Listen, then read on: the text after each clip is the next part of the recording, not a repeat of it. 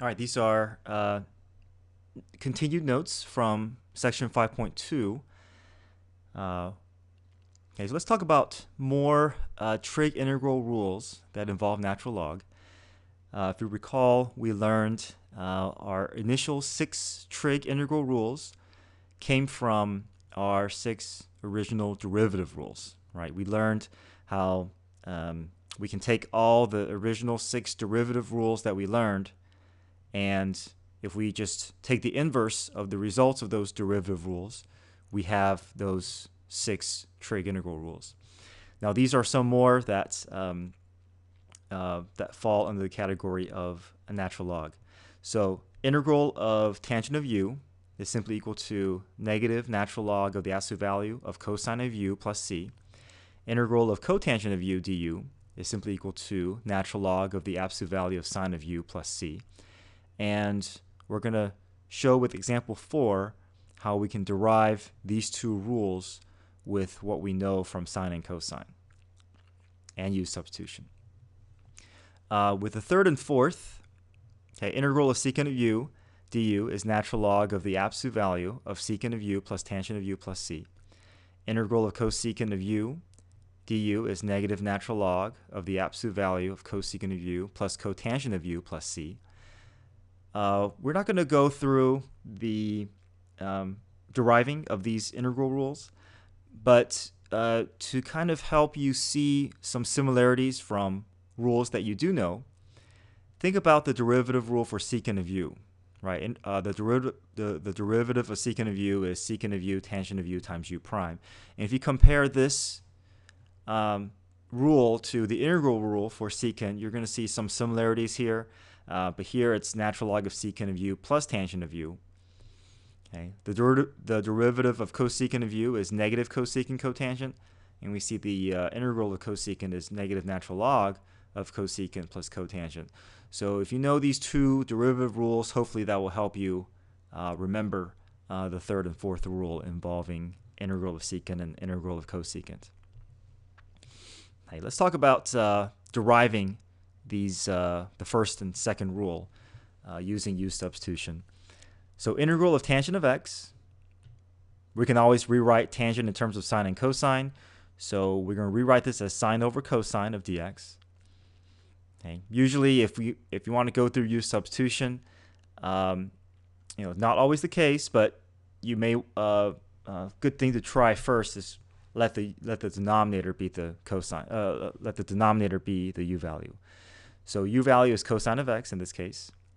The derivative with respect to x, cosine becomes negative sine. Cross multiply, solve for dx. Dx is equal to du over negative sine. We make our substitution. So sine doesn't get replaced initially. Cosine gets replaced with u. Dx gets replaced with du over negative sine of x. Now the signs cancel out. Don't forget, there's a negative 1 that we have to keep track of. So pull the negative 1 outside times the integral of 1 over u du. And we know the integral of 1 over u is simply natural log of u plus c. And then replace our u back in terms of cosine. So therefore, we have arrived at our rule for tangent, which is negative natural log of the absolute value of cosine of x plus c.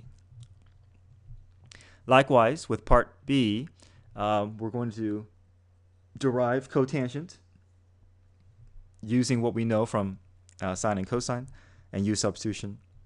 So integral of cotangent can be rewritten as cosine over sine. So very similar to part A, we're going to let the denominator be the u value. So find the derivative with respect to x. Sine becomes cosine. Cross multiply, solve for dx. Dx is du over cosine of x. We make our substitution. Cosine stays. Sine gets replaced with u. Dx gets replaced with du over cosine of x. Cosine cancels out. We're left with the integral of 1 over u du. And that is simply going to be natural log of the absolute value of u plus c.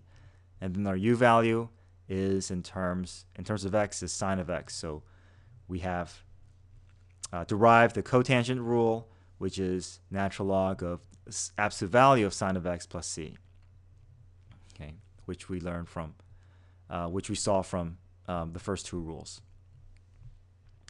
All right, last example for notes is sometimes you may have to use long division to rewrite the integrand because u substitution is just not going to, in the form that is given in the original problem, it's just not going to work. So if we let the u value be the numerator, we're going to be left with some form of x squared and x, which will not cancel, which will be too much to not cancel out the denominator cleanly. If we let the denominator be the u value, then our derivative will not be able to cancel out a variable with this high a degree. And we can't really split this up into individual terms, so we're going to use long division to rewrite this in a different form that will hopefully allow us to apply the rules that are available to us. So let me review for us long division steps.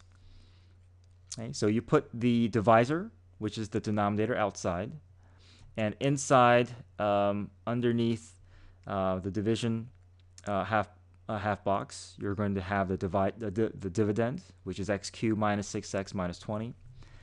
So then first thing we do is we look at the first term of the divisor and we look at the first term of the dividend, and we ask ourselves, x times what gives me x cubed? Okay, so x times x squared gives us x cubed, so we put x squared as the first term of our quotient. Now we take this value and we multiply through all the terms in the divisor. So x squared times x is x cubed. Okay, x squared times 5 is 5x. These are both positive initially. We draw a line.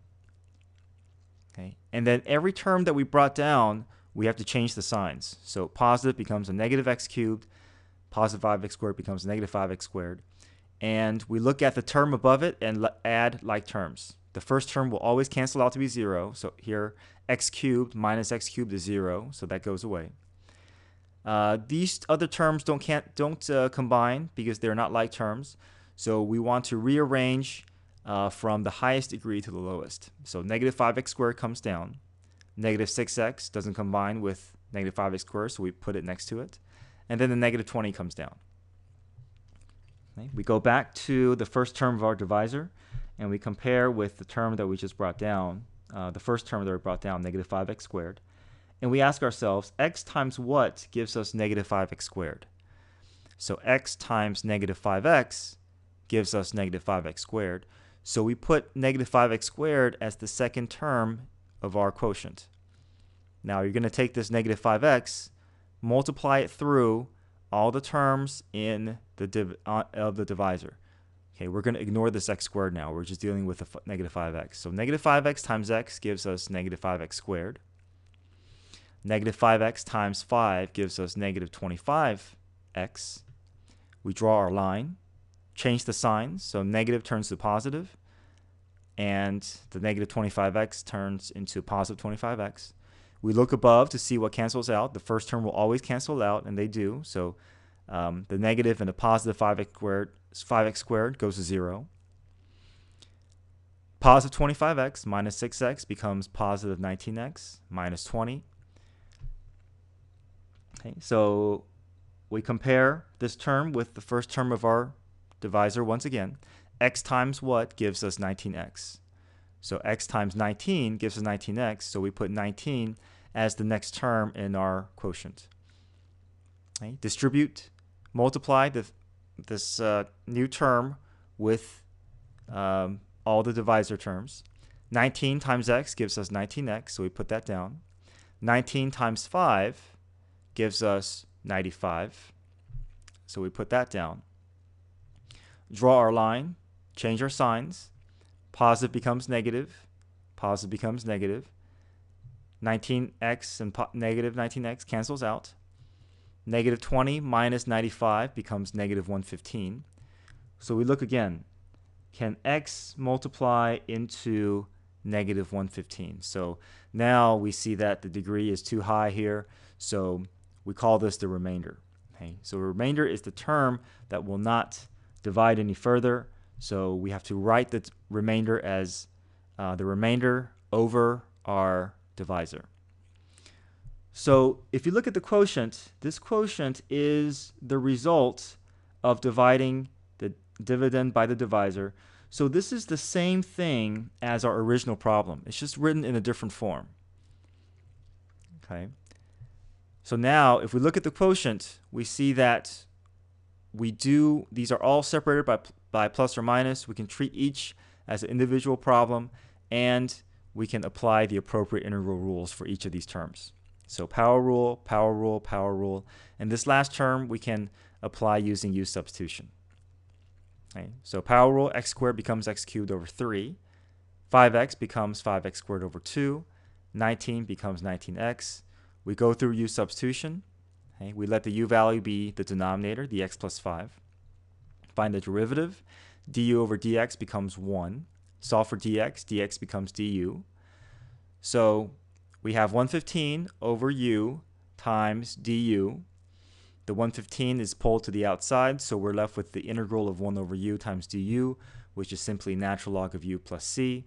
And then u value gets replaced in terms of x as natural log of the absolute value of x plus 5 plus c. So we combine this with the previous antiderivative terms, and we have our solution there.